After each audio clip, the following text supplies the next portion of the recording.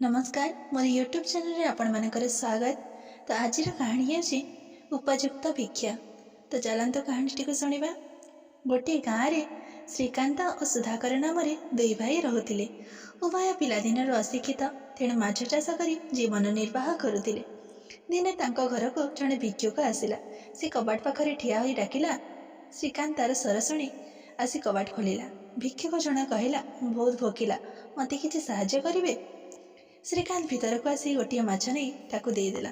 माछ को देखि भिक्षुक खुशी हो आशीर्वाद दे चलीगला। दुई दिन पर पुणी आसी पुणी से कहला, मु भोकिला अच्छी, मत किसी दे पारिबे। हेले एथरक श्रीकांत ताको माछ न दे माछ धरुवा कंटाटी को देला।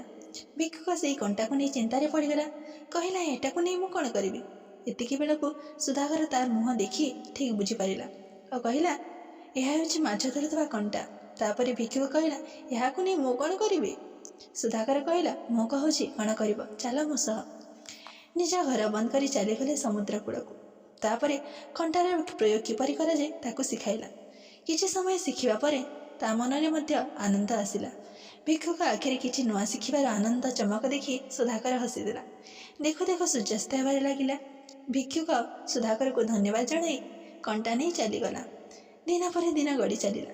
दुई भाई सबुदिन भली निज काम करी घर को फेरी आसती। दिने घर को फेरुवा समय हठात तांको पाखरे जड़े व्यक्ति ठिया ही ताकू देखी चिन्हि पारिलेनी।